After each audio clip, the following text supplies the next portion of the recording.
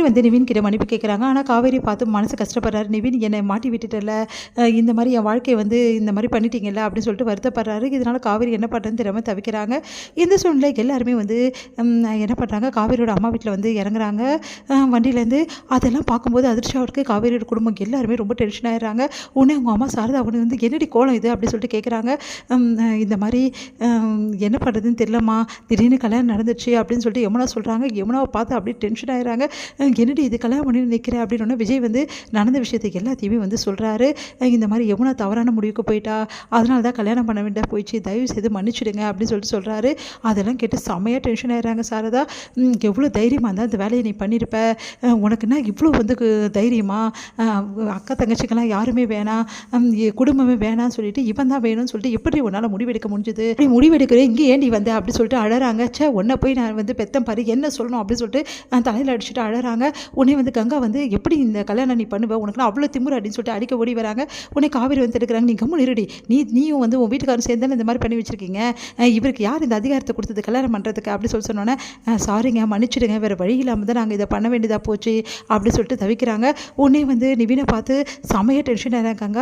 நான் அப்போவே நினச்சேன் இந்த நிவினால் தான் வீட்டில் பிரச்சனை வரப்போகுது, எல்லாருக்கும் இந்த நிவினால் தான் பிரச்சனை நான் நினச்சேன், அதனால தான் நிவினையும் நான் விலைக்கு இருக்க சொன்னேன். கேட்டிங்களா நீங்கள் ஃப்ரெண்டுன்னு சுற்றுனீங்க, இப்போ பாருங்கள் எப்படி வந்து பண்ணியிருக்கான்னு சொல்லிட்டு நம்ம பொண்ணையும் வந்து கல்யாணம் பண்ணியிருக்கா அப்படின்னு சொல்லிட்டு டென்ஷன் ஆகிறாரு. என்ன நிவின் இப்படி பண்ணிட்டேன் அப்படின்னு சொல்கிறாருங்க. உடனே நிவின் பார்த்து அப்படியே முறைச்சி அப்படியே நிற்கிறாரு. காவேரி விஜயும் பார்க்குறாரு. உடனே வந்து இதில் நிவின் மேலே தப்பு இல்லை, நாங்கள் தான் இவன் இந்த நிலமையில் இருக்கும்போது என்னால் என்ன பண்ணுறதுனே தெரியல, அதனால தான் இப்படி பண்ண வேண்டியதாக போச்சு அப்படின்னு விஜய் எவ்வளோ சொல்லி பார்க்குறாரு.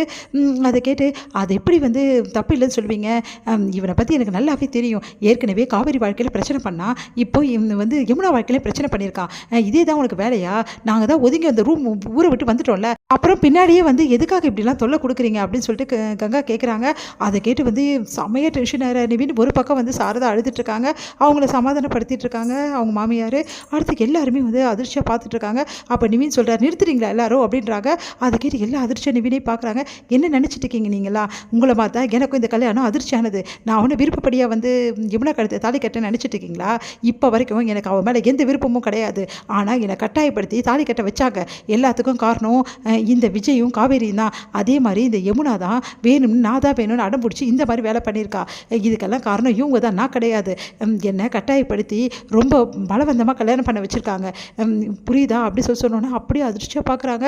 என்னடி சொல்கிறான் இந்த பையன் அப்படி சொல்லிட்டு கேட்குறாங்க பாட்டி.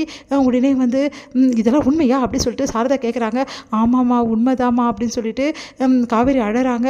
சாரிம்மா வேறு வழி தெரியலம்மா, இவளை காப்பாற்ற என்னால் எதுவுமே பண்ண முடியல, அதனால தான்மா இப்படி பண்ணோம் அப்படின்னு சொன்னோன்னே நீ எல்லாம் ஒரு பொண்ணா இப்படி பண்ணியிருக்கேடி, ஒரு பையன் விரும்பலை அப்படின்னு சொன்னால் அவனை விட்டுடணும், அதுக்காக அவனை கட்டாயப்படுத்தி கல்யாணம் பண்ணியிருப்பியா, உன் அக்காவை மாமே கூட்டுக்கு சேர்த்துப்பியா, நீ எல்லாம் ஒரு பொண்ணா, உன்னை பார்க்கவே எனக்கு அருவெருப்பாக இருக்குது, நீ என் வயிற்றில் வந்து பிறந்தியா, உன்னை மாதிரி ஒரு பொண்ணை என் வயிற்றை வந்து சுமந்த பாரு, என்ன சொல்லணும் அப்படின்னு சொல்லிட்டு சாரதா பயங்கரமாக அழறாங்க.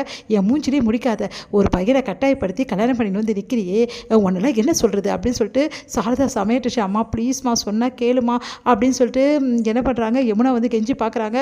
இங்கே பாரு மரியாதையே போயிடு, இதுக்கப்புறம் என் மூஞ்சில் முடிச்சா அவ்வளோதான், ஏதோ என் வீட்டுக்காரரு கனவு கண்டார், நீ வந்து எப்படி கலெக்டர் ஆகணும்னு சொல்லிட்டு, நீ கலெக்டர் ஆகணும்னு அப்படி உன் மனசில் இருந்துச்சுன்னா இந்த மாதிரி ஒரு எண்ணம் உனக்கு வந்திருக்குமா, நீ எல்லாம் ஒரு பொண்ணா, என் மூஞ்சில் முடிச்சிட, அந்த மரியாதை இங்கேருந்து போயிடு அப்படின்னு சொல்லிட்டு போயிடுறாங்க. உடனே வந்து அம்மா அம்மான்னு சொல்லிட்டு கெஞ்சிட்டு இருக்காங்க. இங்கே வந்து யமுனா சமாதானப்படுத்துகிறாங்க காவேரி. வெளியே யமுனா அம்மா கோவம் தான் உனக்கு தெரியும்ல, சீக்கிரமாக அம்மா சமாதானம் ஆகிடுவாங்க அப்படின்னு சொல்லிட்டு உனக்கு கங்கா பார்த்து முறைக்கிறாங்க.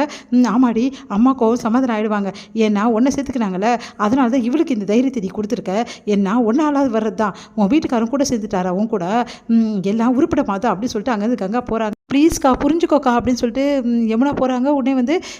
உடனே என்ன பண்ணுறதுன்னு தெரியாமல் குமரன் வந்து இப்படி பண்ணிட்டீங்களே எல்லாரும் சேர்ந்து அப்படின்னு சொல்லிட்டு மனசு கஷ்டப்பட்டு அங்கேருந்து போகிறாரு. இங்கே வந்து எல்லாரையுமே சமாதானப்படுத்தி சொல்கிறாரு, கண்டிப்பாக வந்து அவங்க மனசு மாறும், கண்டிப்பாக ஏற்றுப்பாங்க, நீ கவலைப்படாத அப்படின்னு விஜய் வந்து சொல்லிட்டு இருக்காரு. இங்கே வந்து யமுனா என்ன பண்ணுறாங்க, காவேரியை கட்டி பிடிச்சி அழறாங்க. அக்கா அம்மா என்னை மன்னிப்பாங்களாக்கா அப்படின்னு சொல்லிட்டு இதோட முடியுது.